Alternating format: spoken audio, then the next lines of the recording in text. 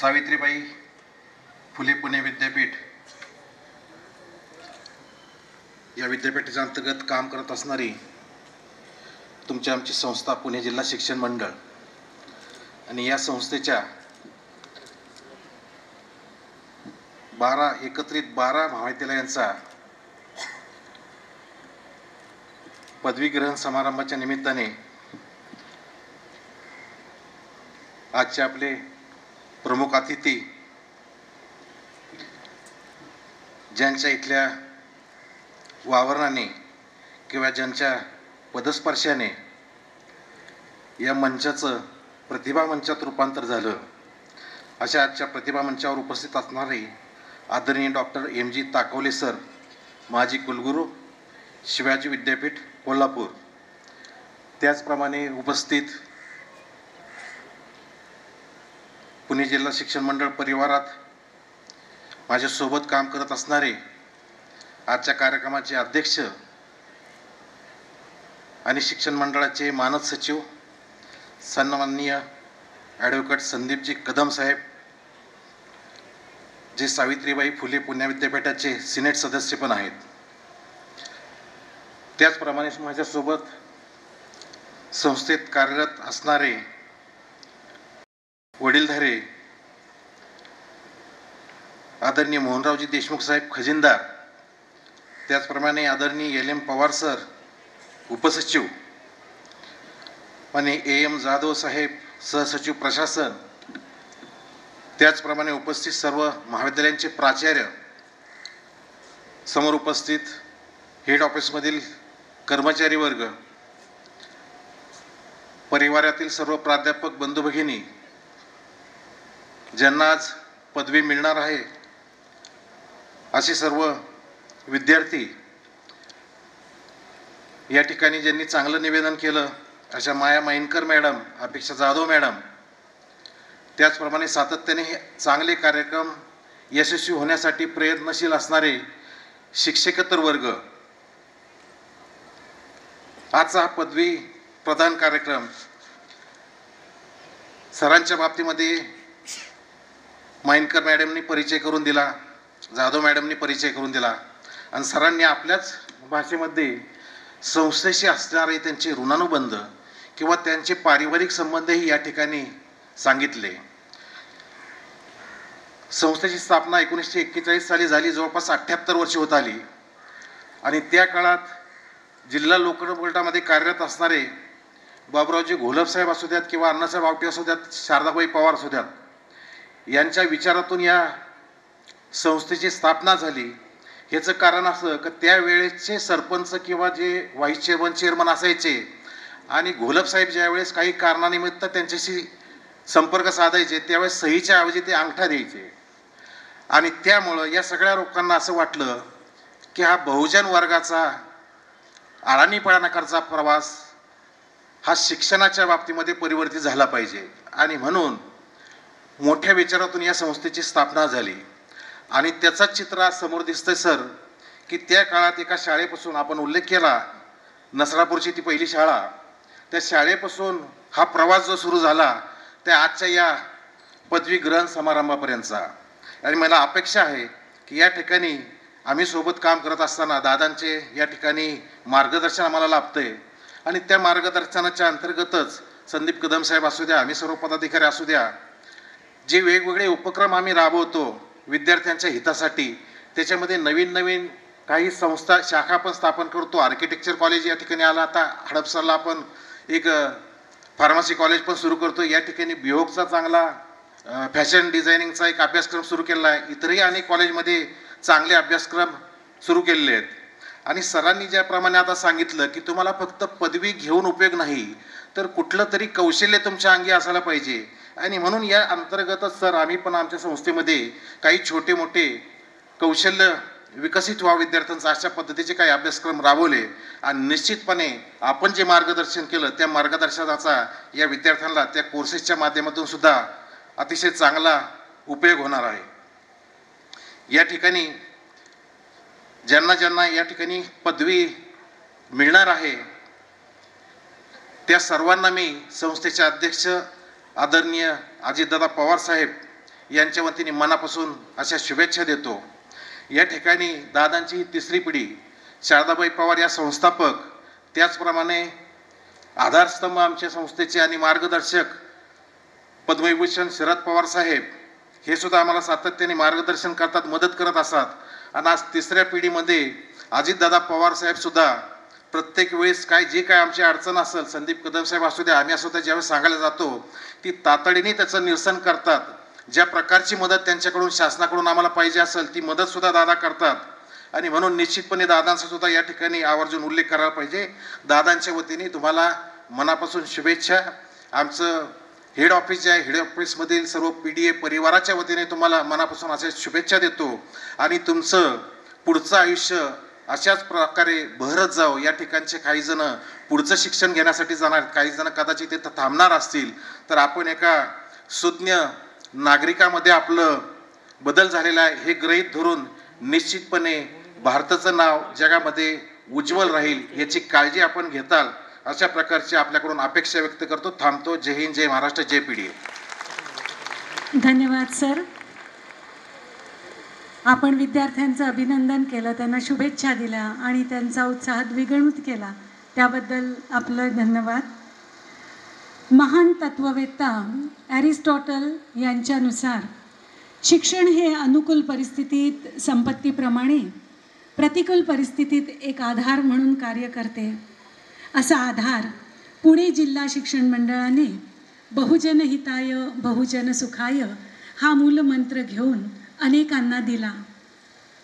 या आपल्या पुणे जिल्हा शिक्षण मंडळाचे मानद सचिव आणि आजच्या पदवीग्रहण समारंभाचे अध्यक्ष माननीय ॲडव्होकेट संदीपजी कदम सर यांना मी विनंती करते की त्यांनी या प्रसंगी मार्गदर्शन करावं.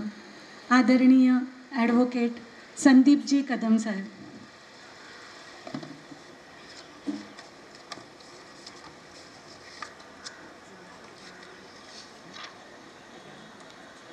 नमस्कार. पुणे जिल्हा शिक्षण मंडळाच्या अंतर्गत असणाऱ्या सर्व महाविद्यालयाच्या वतीने आणि सावित्रीबाई फुले पुणे विद्यापीठाच्या मान्यतेने चतुर्थ पदवीग्रहण समारंभ आज आपण आयोजित केला आहे. या कार्यक्रमासाठी प्रमुख अतिथी म्हणून शिवाजी विद्यापीठ कोल्हापूर याचे माजी vice chancellor doctor MG Takole, त्याचप्रमाणे पुणे जिल्हा शिक्षण मंडळाचे उपाध्यक्ष माननीय राजेंद्र गाडगे साहेब, खजिनदार ॲडव्होकेट मोहनराव देशमुख, उपसचिव LM पवार, सहसचिव जाधव साहेब, व्यासपीठावर उपस्थित असणारे सर्व महाविद्यालयांचे प्राचार्य, समोर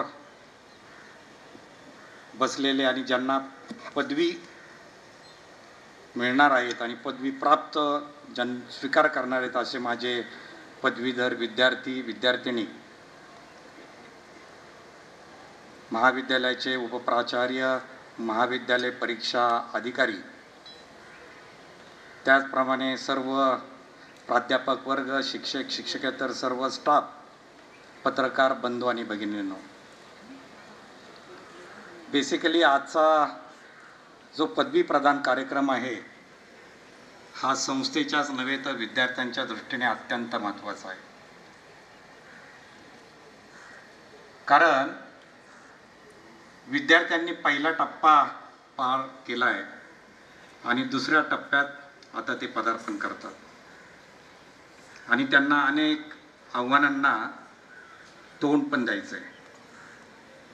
पदवी मिळवणे ही विद्यार्थ्यांच्या जीवनातील सर्वात मोठा आनंददायी बाब आहे.